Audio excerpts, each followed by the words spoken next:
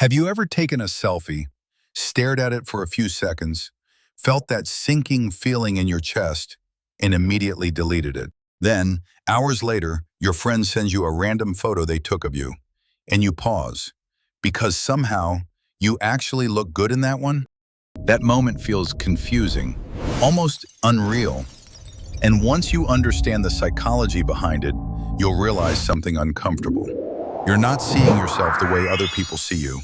Not even close. Here's what's really happening in your brain. Your brain is not observing your face. It's searching for threats. When you stand in front of a mirror, you think you're calmly looking at your appearance. But your brain is doing something very different. It's scanning, hunting, zooming in on anything that feels off. A tiny asymmetry, a scar, a single pimple, a shadow under your eye. This is called attentional bias. Your mind selectively focuses on what it already fears and ignores everything that doesn't fit that story. You think you're seeing the truth, but you're really seeing a distorted highlight reel of your worst angles. Other people don't zoom in like that. They see your entire face at once. That's why they notice your expression while you're busy criticizing your skin. You compare your real life to everyone else's edited fantasy. You see yourself on tired days, in bad lighting, from 3 inches away. Meanwhile, on your screen, you're looking at faces that were filtered, posed, edited, and chosen from dozens of attempts. This is social comparison theory in action. Your brain compares your behind the scenes to everyone else's trailer.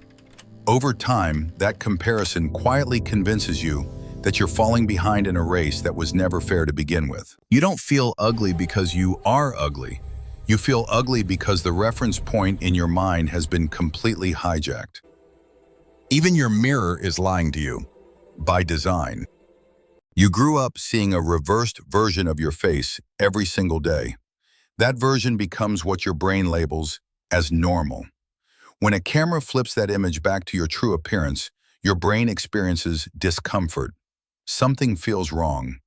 But what feels wrong is not your face. It's the unfamiliarity. Your brain prefers what it recognizes, even if what it recognizes isn't actually reality. That's why photos feel strange, while mirrors feel safer, even though photos are closer to how others actually see you. 4. Your mood literally paints your reflection. On anxious days, your face looks worse. On confident days, the same face suddenly looks fine. Nothing physically changed. Your nervous system did. Body image is not just visual, it's emotional.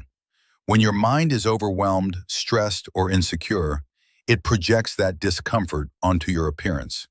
That's why the mirror can feel brutally honest on bad days and surprisingly forgiving on good ones. 5. Social media trains you to view yourself like an object. Instead of living inside your body, you're taught to constantly monitor it from the outside. You start evaluating yourself the way a stranger might. This is called objectification. Over time, you stop asking, "How do I feel?" and start asking, "How do I look?" And that shift slowly disconnects your sense of worth from your actual life. Here's the part most people never hear. When people see their body from a third-person perspective, like a stranger would, they consistently rate it as more attractive and less flawed.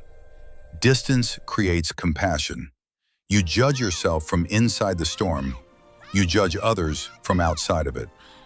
And in more extreme cases, this distortion becomes so powerful that people develop body dysmorphic disorder, where the brain becomes obsessed with tiny, often imagined flaws, even when everyone else sees a normal, attractive face.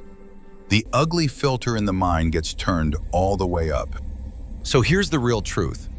You don't think you're ugly because of how you look. You think you're ugly because of how your brain learned to judge you. You never actually see yourself the way others do.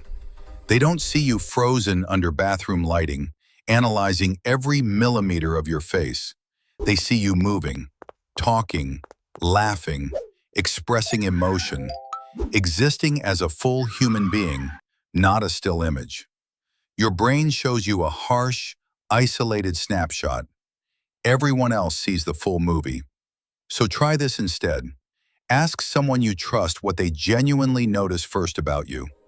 Look at photos from a normal distance. Don't zoom in. And speak to yourself the way you would speak to a close friend with your face. Because if a friend looked the way you do, you wouldn't destroy them with your thoughts. You don't hate your face. You hate your idea of your face. And the moment that idea changes, everything changes.